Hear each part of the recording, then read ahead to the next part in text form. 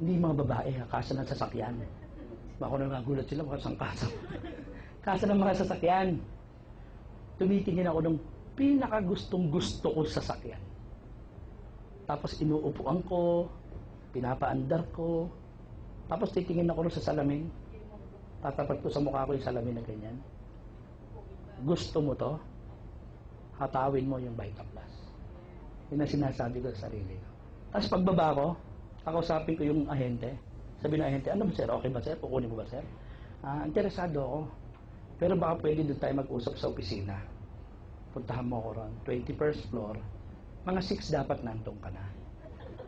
Okay? Doon tayo mag-usap. 21st floor. Kita tayo ron. Tuesday ha. Pagdating dito, prospect siya. Atin ka muna seminar para malaman mo kung paano ako makakabili ng sasakyan. Na-power ko na sarili ko, may prospect pa ako. Di ba? No, kasama pa rin yung business, kaya dapat di mawawala yung business natin. Okay? So, yung mga downline nyo, support nyo yung mga downline nyo. Okay? Supportahan nyo po yung mga yan. Hindi pwedeng puro pakabiglang tayo.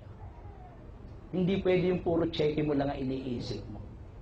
Dapat isipin mo rin kung chume-cheque ba sila. Di ba? Parang kung hindi sila sabihin sa cheque, o sige mag-organize ka. Ako bahala, magtotok ako. Asan yung mga downline ng tulog? I-gather mo, training natin yan. Dapat ganon.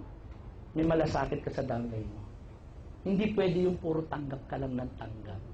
Kasi pag tanggap ka ng tanggap, wala nang ilalagay dyan. Sample ako kayo. Inhale. Exhale. Inhale. Exhale. Inhale. Inhale. Inhale. Ano mayroon sa'yo? Patay. Diba? Eh, hindi pwede tanggap ka lang ng tanggap. Dapat maglalabas ka rin.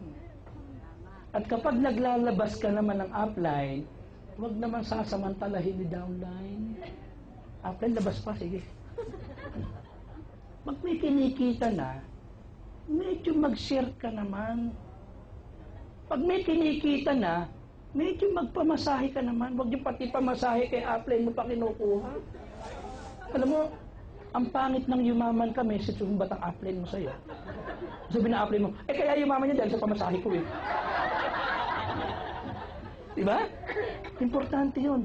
Gawan mo ng paraan. Ang daling ibenta ng product. Di ba? Kung pamasahe rin lang, panggalaw din lang problema mo, magbenta ka ng Vita. Baka benta ka lang ng 6 na sachet, 200 na yun. Di pamasahe ka na. Kaya niyo po? So, kaya, mas magandang yumamang ka dito dahil sa sariling effort mo. Paano? Wala silang maisusumbat sa'yo. Di ba? So, importante po yun.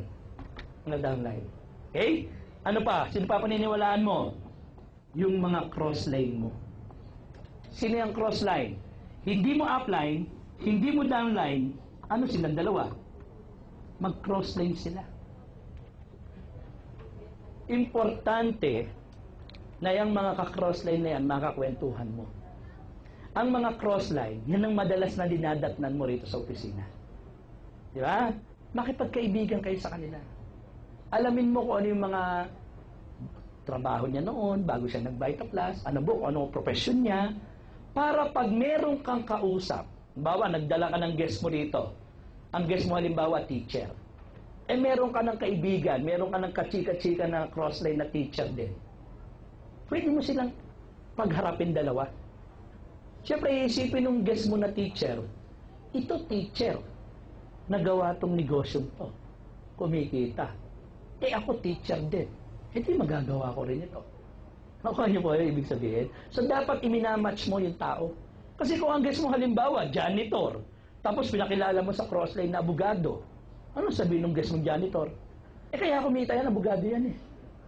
Hindi ba? So, mali, hindi na-match yun eh. Dapat iminamatch niyo po yung tao. Katulad po ng kwentong to. Isang araw po, mayroon isang turista na naggagala sa zoo. Ngayon, habang nasa zoo siya, naggagala siya, natapat po siya sa kulungan ng mga unggoy. Habang tinitignan niya po yung unggoy, kumakain po siya ng mani, yung turista. Natuwa po siya kay unggoy, inabutan po niya ng mani. Ang ginawa po ni unggoy, kinuha yung mani. tinignan, pinasok sa puwet, tapos kinain. Sabi nung turista, teka, mukhang mali yata nakita ko. Inulit niya ulit. Binigyan niya ulit ng mali yung unggoy. Kinuha ulit ni unggoy. Tinignan, pinasok sa puwet, tapos kinain. Sabi niya, naku, mali na to. Susumbong ko sa caretaker to. So tinawag niya yung caretaker. Mamang caretaker, halika. Pagsabihan mo nga to, unggoy niya na to. Napakabastos na unggoy na to.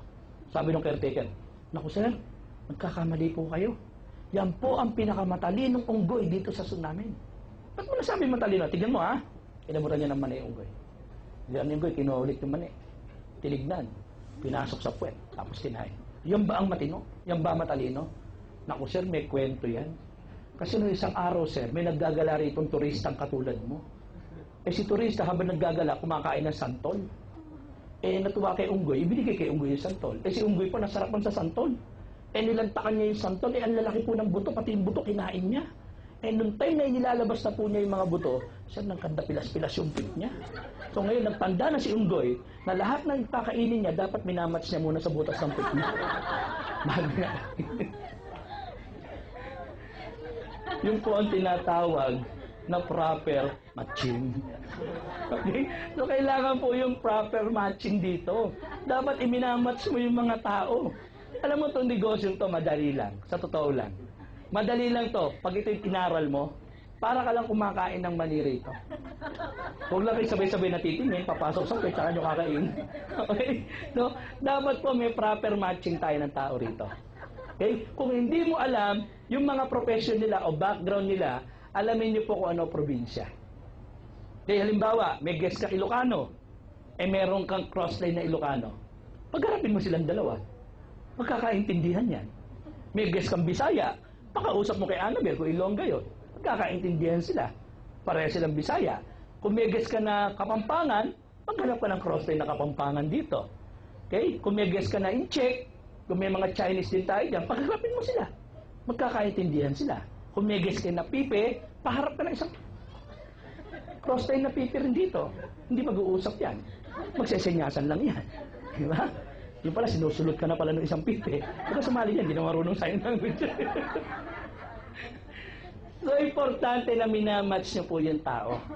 Okay? Kasi tayo mga Pilipino, pag pumunta tayo ng isang ibang bansa, at may nakita tayong kapwa Pilipino, palagay ang loob natin. Di ba? So, ganun din sila. Pag pumunta sila dito sa Vita Plus, at may nakaharap na kababayan nila, napapalagay po ang loob niya. Okay? So, importante po. Kaya makipagkaibigan kayo sa mga crossline po rito. Okay? Mag-interview kayo para at least makilala nyo sila. Ano yung mga background nila. Okay? Ano pa? At higit sa lahat, huwag niyong kalilimutan po, paniwalaan ang sarili mo. Kasi pag hindi ka naniwala sa sarili mo, sino pa maniniwala sa iyo? Di ba? Napaka-importante po. Huwag niyo pong idadaw ng sarili niyo. Na lagi mong sinasabi, baka sila lang ang pwedeng yumaman. Baka sila lang ang kumikita rito. Alam mo, pag ganun ang tingin mo sa sarili mo, para ba sinasabi mo na walang kwenta yung ginawa ni God? Na wala kang kwenta. Kasi hindi ka, tingin mo parang wala kang halaga eh. Di ba? Para ba sinabi mo gumawa si God ng isang walang halaga? Posible lahat ng ginawa ni God maganda. Lahat ng ginawa ni God magagaling. Alam niyo ba tayo mga Pilipino? Tayo po ang karamihan sa mga Pilipina, pinakamagagandang Pilipina. Sa buong mundo tao po na babae, pinakamaganda po Pilipina. Isa po sa magandang Pilipina. Kaya tayo madalas magpadala sa Japan, di ba? Hindi kasi sabihin yung ganda ng mga babae natin dito pang export. Di ba? Puro magaganda pinadadala natin sa Japan. Kaya tignan mo mga natira ngayon.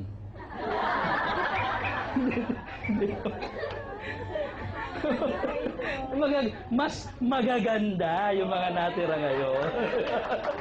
Okay? So, huwag nyo kasi, pakiramdam nyo lagi kasi, wala kayong halaga. Pag feeling mo konting discouragement lang, feeling mo wala ka ng halaga. Anong ganito po yan?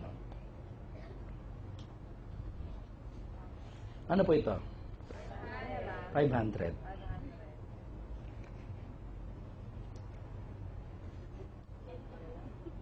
Ano to? 500. Gusto mo to?